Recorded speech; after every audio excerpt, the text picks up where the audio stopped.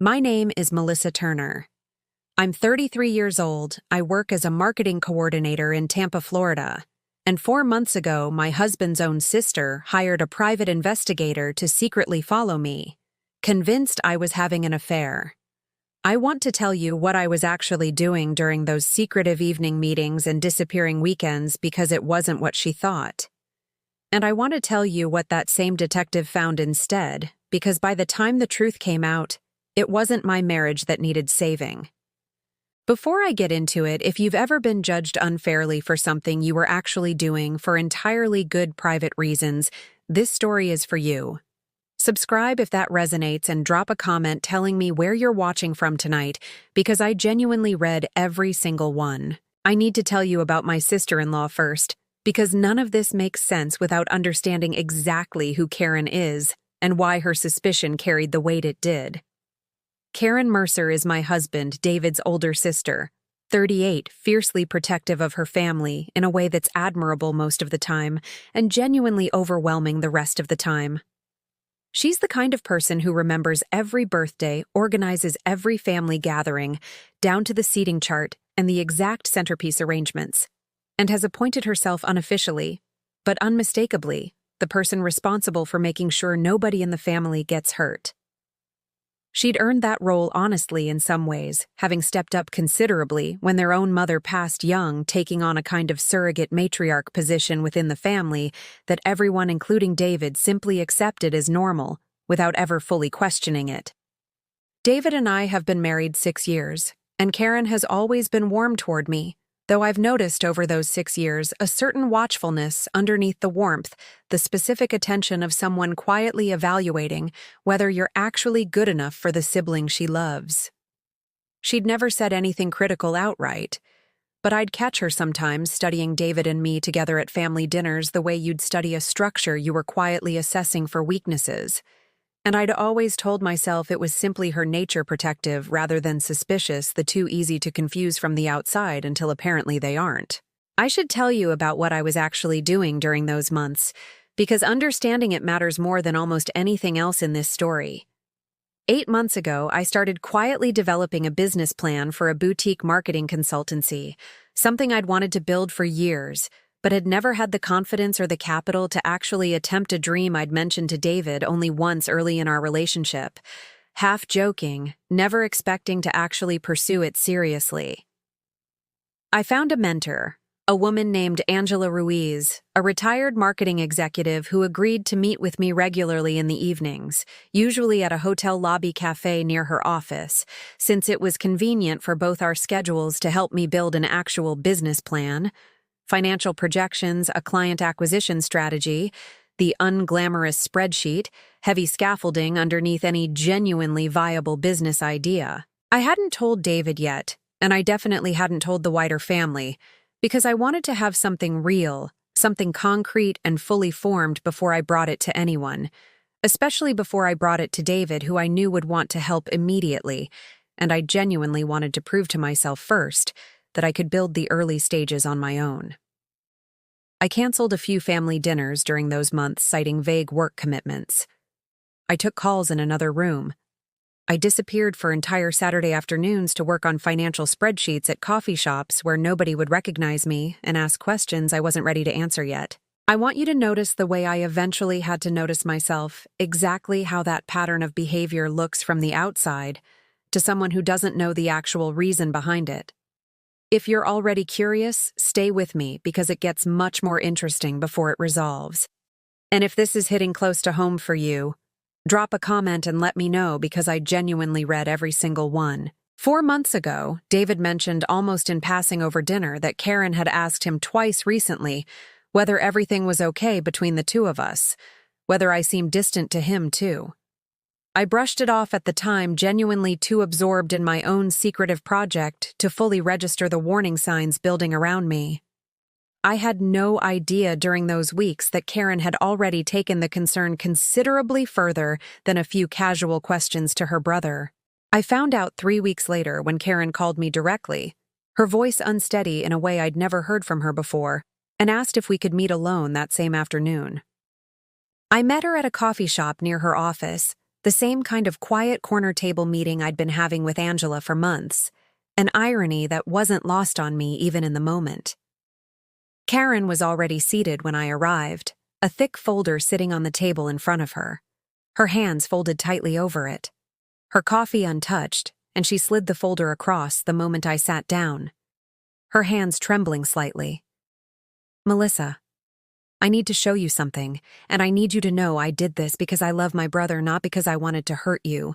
I want to pause the story here and ask you something because I've thought about it constantly since. If your own sister-in-law handed you a folder and told you she'd been having you followed, what would your very first reaction have been? Would anger come first, or confusion, or some strange mixture of both that made it hard to even fully process what you were looking at? Tell me in the comments, because mine was somewhere between confusion and a very specific, very cold kind of anger, the kind that takes a moment to fully arrive. I opened the folder. Inside were photographs, dozens of them time-stamped across nearly 4 months, me entering that hotel lobby cafe, me sitting across from Angela with papers spread between us, me leaving late in the evening distracted checking my phone.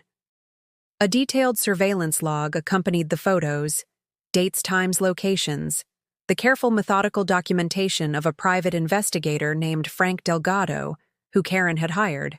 She admitted after her own quiet observations had convinced her something was genuinely wrong, watching my patterns build over weeks before she'd finally decided to act on them, rather than simply asking. I was so sure, Karen said, her voice barely above a whisper.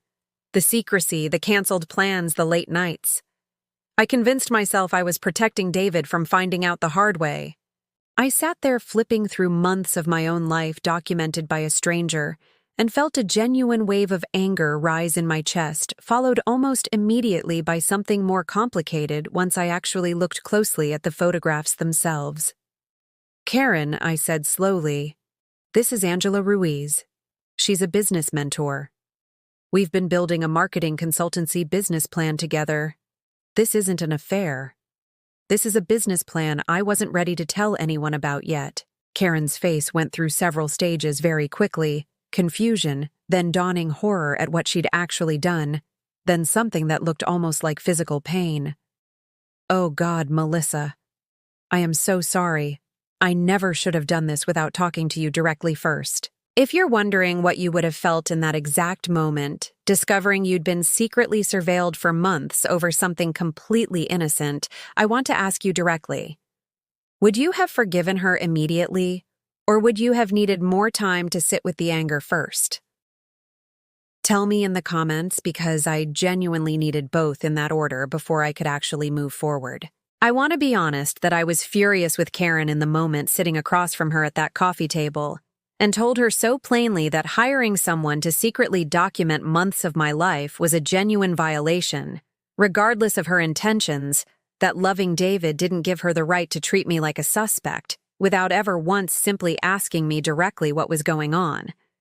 She accepted that anger without arguing, which to her credit told me something real about how deeply she understood she'd overstepped. I want to tell you about the days between finding out about my own surveillance and Karen's discovery about Greg, because it matters for understanding how tangled everything became before it finally sorted itself out. I called my closest friend Priya the night I found out about the folder, still shaking, still cycling between anger and a strange disbelieving numbness.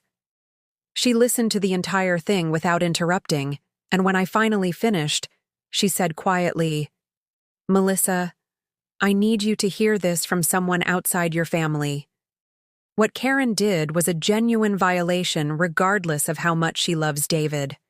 You're allowed to be angry about that fully without needing to immediately forgive it just because her intentions were protective." That conversation gave me permission in a strange way to actually sit with my own anger, instead of rushing past it to keep the family peace, a pattern I recognized uncomfortably as one I'd absorbed from being married into a family that prized smoothing things over above almost everything else. I told David everything 2 days later, the surveillance, the business plan I'd been keeping secret, all of it at once, sitting at our own kitchen table with considerably less composure than I'd managed at the coffee shop with Karen. He was quiet for a long time after I finished, and I braced myself for hurt for questions about why I hadn't trusted him enough to tell him about Angela from the beginning. Instead, he reached across the table and took my hand. "I'm furious at my sister," he said. "And I'm a little hurt you didn't tell me about the business plan sooner. I won't pretend otherwise. But mostly I just want to understand both things properly starting now." He called Karen himself that same evening, and though I wasn't part of that call, David told me afterward it was the first time in his adult life he'd genuinely raised his voice at his older sister, the sister who had in so many ways helped raise him after their mother passed. Here's the part of the story that changed everything, though. Karen mentioned almost as an afterthought while apologizing that Frank Delgado had actually reached out to her again the week after delivering his final report on me asking to meet in person, rather than simply sending another file which she'd found strange at the time, but hadn't fully processed given everything else happening. She'd met with him 2 days before our coffee shop conversation, and what he'd shown her had nothing to do with me at all. I want to pause here and ask you something, because I've turned it over constantly since. What are the actual odds that a private investigator hired to follow one person accidentally uncovers something entirely unrelated about someone else in the same family, simply by being in the wrong place at the right time? Tell me what you think in the comments, because Karen and I have discussed this exact question more than once since. Frank had followed me as instructed to that same hotel lobby cafe on multiple occasions. Over those 4 months sitting patiently in the same lobby seating area, each time blending into the background, the way experienced investigators learn to a man reading a newspaper or scrolling his phone, unremarkable, forgettable. On 3 separate evenings while waiting in the lobby for me to finish my meetings with Angela, he'd noticed a man he recognized from a family photo Karen had shown him at their very first meeting to help him identify me more easily. Meeting a woman in the same hotel, taking the elevator up together each time, staying for roughly 2 hours before leaving separately. The specific practiced choreography of 2 people who had done this many times before and knew exactly how to avoid being seen together in public. That man was Karen's own husband, Greg. Frank being thorough and genuinely professional about it. The kind of investigator who takes real pride in getting things completely right, rather than half right, had done some additional discreet digging once he recognized Greg, and had confirmed over the following 2 weeks a pattern stretching back at least 2 years. A rented apartment across town, under a name Frank traced through utility records, regular visits sometimes twice a week, and based on mail, Frank observed at that address during a final follow-up visit a young child roughly 3 years old, based on the items visible through a partially open door, whose last name matched the woman Greg had been meeting, not Karen's. Karen had learned all of this 2 days before showing up at my coffee shop table with her own folder about me, and she'd been sitting with it alone, unable to process it. Choosing in that specific way, grief sometimes works to focus first on fixing what she thought she'd broken with me before she could even begin facing what had actually broken in her own marriage. I want to ask you something here because I genuinely believe it's the most important question in this entire story. Do you think Karen told me about my own surveillance first because she genuinely needed to apologize immediately, or because confronting my situation felt in that moment considerably easier than confronting her own? Tell me what you think in the comments, because I still think about how much courage it must have taken her to walk into that coffee shop carrying both things at once. Karen confronted Greg 3 days later, armed with Frank's full report. The time-stamped photographs, the address, the utility records, the details about the child, a stack of documentation nearly as thick as the one she'd handed me at that coffee shop table days earlier. I wasn't in the room for that conversation, but Karen told me later, sitting in my kitchen weeks afterward working through most of a bottle of wine between us, that Greg didn't even attempt to deny it once he saw the documentation laid out in front of him on their own dining table, that he'd simply gone quiet for a long moment, his shoulders dropping in a way she said made him look briefly like a much older man than she'd ever seen him look before. Then asked almost clinically how long she'd known, as though the length of her silence mattered more to him than the fact of the affair itself. She told him everything the 2 years Frank had traced the child the apartment, and watched him offer, in her words, the emptiest possible version of an explanation. Something about feeling unseen in their marriage, about the other woman making him feel young again, phrases Karen said sounded rehearsed, even as he was saying them for what was clearly the first time out loud to her. She didn't scream. She told me she'd expected herself to scream, had almost wanted to standing there, but instead simply felt a strange, heavy stillness settle over her. The specific quiet that comes after a long-held fear finally gets confirmed rather than resolved. Applause aside, I want to tell you about the Angela relationship a bit more too, because it adds a layer to this story that matters. Angela had actually noticed a few weeks into our mentorship that I seemed unusually cautious about being seen together, and had asked me once gently whether everything was all right at home, whether the secrecy was about more than just wanting to surprise my husband. I'd laughed it off at the time, telling her it was purely about wanting to prove the concept to myself first.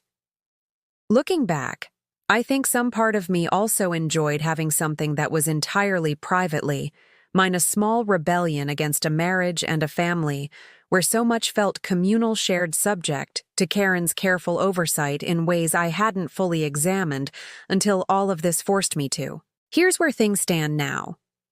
Karen and Greg are in the process of divorcing, with Karen's attorney handling the details of what has become given the 2-year timeline, and the child involved a genuinely complicated legal situation, custody and support questions for a child who isn't even Karen's own financial entanglements from 2 years of a rented apartment, quietly paid for out of accounts Karen had always assumed were simply the family's normal spending.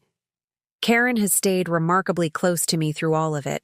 An unexpected outcome, given how our story together started calling me most weeks now. Not to talk about Greg necessarily, but simply to talk the way I imagined she once talked with David before their mother passed, and she took on so much of the family's emotional weight herself.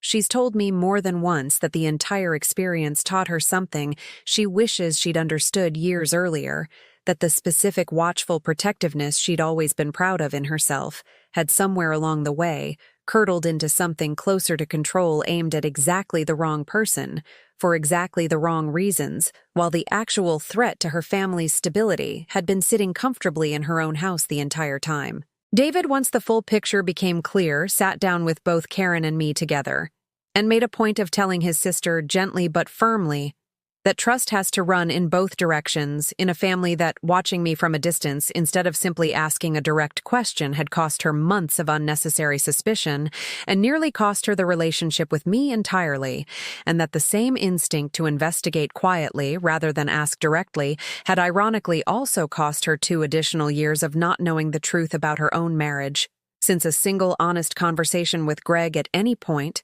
might have surfaced what Frank eventually found by accident. My own business is doing well now, 6 months into actually operating 3 clients. Signed a 4th in early conversations. David fully supportive once I finally told him everything, genuinely proud rather than hurt, that I'd wanted to prove the early stages to myself first, though he did tease me gently about how much simpler this entire situation would have been if I'd just told him about Angela from the very beginning. Angela still meets with me monthly, officially now my business mentor rather than a secret I was protecting, and she laughed when I finally told her the full story months later, calling it the strangest possible way a business plan had ever nearly ended a marriage that wasn't even hers. If there's one thing I want you to take from this, it's this. Suspicion built entirely from a distance without ever asking a direct question almost always tells you more about the person doing the watching than the person being watched. If something feels wrong in your family, ask first. The answer might be far more innocent than you fear, and even when it isn't, you'll find the actual truth far faster by asking directly than by quietly building a case against the wrong person entirely. I think about this often now, how easily an entire 4 months of my life got reframed as suspicious, simply because I wasn't ready to explain it yet, and how that same instinct to watch, rather than ask, nearly cost Karen years of understanding what was actually happening inside her own marriage. The 2 situations weren't really separate stories at all in the end. They were the same lesson told twice, aimed at 2 very different truths. If this reminded you of a moment when someone assumed the worst, instead of simply asking, Share this with someone who'd understand someone who might recognize themselves in either side of this story. Tell me in the comments, would you have forgiven Karen as quickly as I eventually did, or would you have needed more distance first? And tell me too honestly, do you think Frank Delgado should have told Karen about Greg right away? Or was there a version of professional restraint that should have kept him quiet longer? And if you want more stories like this one, subscribe because there's a lot more where this came from. I'll see you in the next one.